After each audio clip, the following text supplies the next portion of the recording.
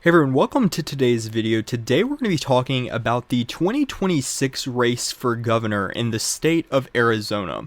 We have some news out in the race today. Republican Karrin Robson is decided to drop out of this race, leaving the race practically to Congressman Andy Biggs, who will likely be the Republican nominee and who now has Trump's full and total endorsement, giving this development in the race. Before, President Trump had co-endorsed both Karrin Robson and Andy Biggs, but with this news out today that Robson is out of the race, this leaves the race practically, like I said again, to Congressman Biggs.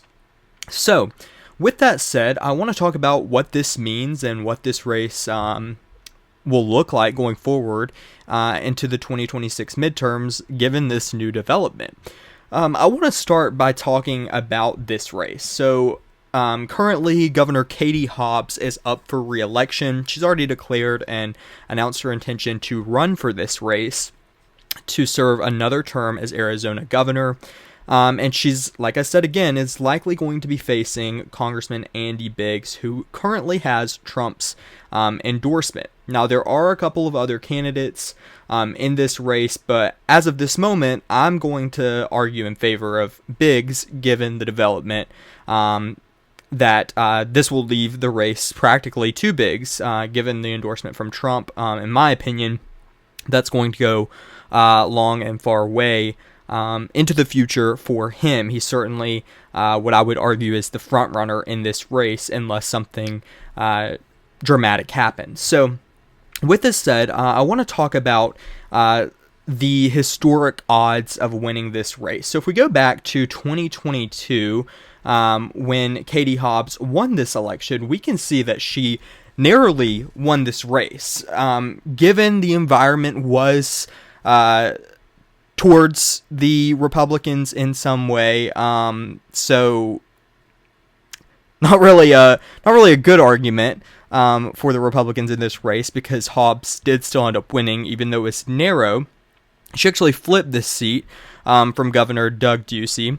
So this race ended up being really interesting. She faced Kari Lake, and if that name sounds familiar, it's because she's been in politics since this 2022 race. She ran it for the United States Senate in 2024, and her name is in the circle of politics regarding Donald Trump all the time. It appears, though, that she's decided to not run for governor again, and instead leaving that race to someone else. So the reason that I somewhat laugh at the fact that Kari Lake was the nominee in Arizona is because she totally brought down this ticket in a Republican-led environment. Given, I want to point out a few factors, which is the one being that Roe v. Wade played a massive role in these midterms. Roe v. Wade was decided just months before these midterms happened, so it wasn't a typical, midterm cycle.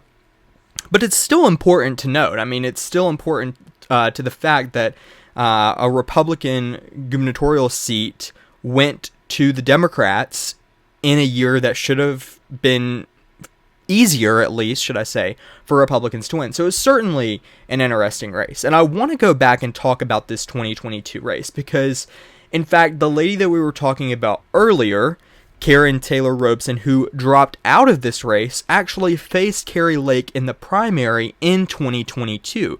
And in some aspects, she narrowly lost. I mean, she received 43.13% of the vote to Kari Lake's 47.97%. So this race ended up being somewhat of a real nail-biter in the primary itself. And some argued that had Robson won the primary, she would have actually went on to defeat Katie Hobbs in the November election. And honestly, if I'm being completely honest, I agree with that assessment. I think that Robson, while the race still might have been somewhat close, I think that it would have been brought over the top, and she could have won compared to someone like Kari Lake, who's very outspoken, and Arizona voters just said no to her. Even though the race was close, I do want to make note of that.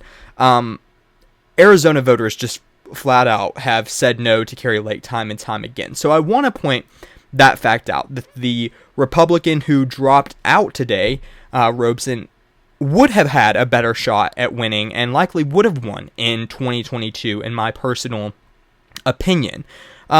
So with that, I want to talk about the 2022 race and how it ended up shaping out. So, of course, polling in the race for the Republican nomination in 2022 was somewhat back and forth, although Kari Lake was expected to win on a lot of ends, and that's ultimately what ended up happening. But if we go up to the final results, like I showed earlier on the other slide, Katie Hobbs narrowly won this race. But if we scroll down to polling, the interesting thing is that this race was obviously somewhat of a toss-up race, according to the Cook Political Report, Inside Elections, Politico, etc. But the Crystal Ball, 538, and Elections Daily all had this as a lean Republican race. And this was the race with Kari Lake.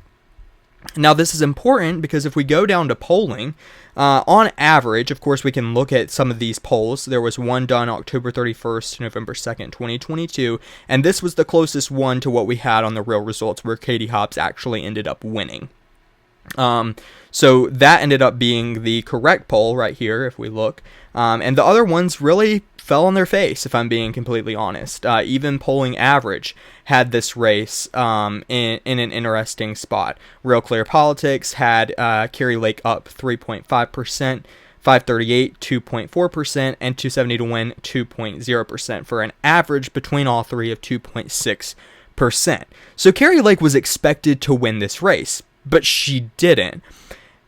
Now, you may be asking, well, why was Katie Hobbs so, why was she unexpected to win? Why did so many people count her out in this race?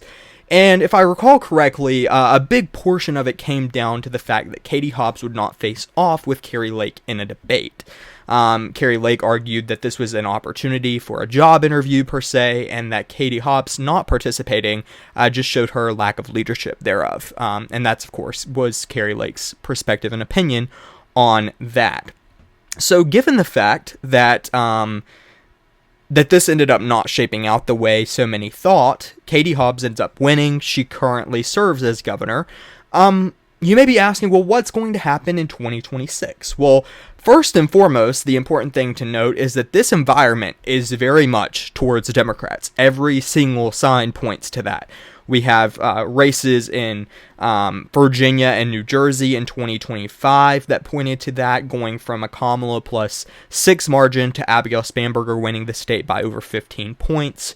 We have New Jersey in a 5 to 6% Kamala range, going to Mikey Sherrill by 14%. So, and then every race in between on special elections, etc. So all the signs point to a very a Republican, a Democratic-led midterm cycle where Democrats are going to perform well, and that's traditionally what happens. Nobody's really, I would say, your normal political pundits, your normal political affiliates, people who talk politics are going to tell you the truth on that. You may hear from Mike Johnson or whoever on the Republican side try and argue this, but the fact is that this is just going to be a difficult midterm for Republicans, and even behind the scenes, Republicans will admit that.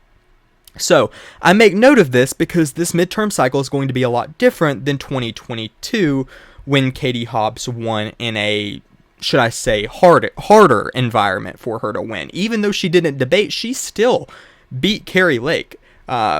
Arizona voters still decided that they wanted her to be governor over Kari Lake. Even though the margin was close, they still decided that. So going into 2026, what does this race look like for Katie Hobbs? And my answer is, as of right now, given the fact that we won't have any real polling to suggest any different or anything of the sorts. We won't have any polling between Biggs and Hobbs coming out today, but we will in the future weeks, and we'll be able to really determine where polling stands in this race. Of course, it's hard to trust it, given the last time that this race was on the ballot, they absolutely did not expect what happened. So with that said, I'm going to be honest. I think that Katie Hobbs has the upper advantage here. The environment's going to be in her favor. People disapprove of the way, or independents, I should say, disapprove of the way Donald Trump is handling things like immigration, etc. So overall, this is going to be a tougher race for Republicans to win than it was in 2022. Had they won this with Karrin Taylor Robson in 2022, she would be up for re-election, but that's not the case. This midterm cycle is going to be Katie Hobbs up for re-election, and truth be told, I think she has a pretty decent shot at winning this race if she campaigns well. Of course, I don't work for Katie Hobbs, I don't even live in the state of Arizona, but I will say that I think it's important to note that this race really needs to be center-focused on Donald Trump, similar to those of Virginia and New Jersey. For Democrats to end up performing well here, they have to make it a referendum on Trump. And I think Katie Hobbs will do a good job at doing that. The question is she going to campaign like she did in 2022, not debating someone like Andy Biggs? Or has she learned her lesson where she had such a close race and decided, hey, maybe it's for the better if I go debate? We'll have to see the way Katie Hobbs ends up campaigning throughout this cycle in 2026 for this race for Arizona governor.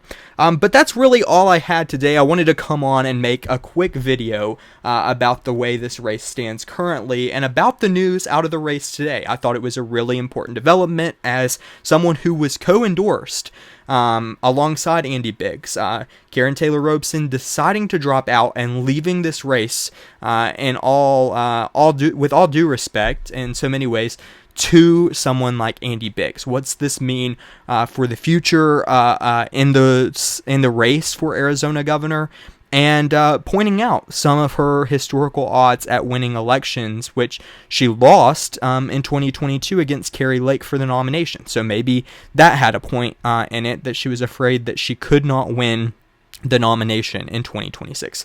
I don't know her reasoning. I don't necessarily have to, but it's important to note that this race and this shakeup has a absolutely dramatic effect on the way the race shapes out going forward, and leaves this race in so many ways to Andy Biggs, who now will have Trump's endorsement, unless he changes his mind. Of course, he has done that in the past, but as of right now, Andy Biggs is the only person in this race to have Trump's endorsement. We'll have to see what happens going forward. I'm looking forward to paying attention to this race as we get closer to the November elections. Let me know in the comments below what you think. Is this good news for Arizona Republicans, or is it bad news for them? Do you think that Katie Hobbs can win this race, win re-election, or do you think Republicans stand a shot here? Let me know in the comments below. Let me know any video ideas that you have, and I look forward to talking to you guys in the next video. Thanks so much.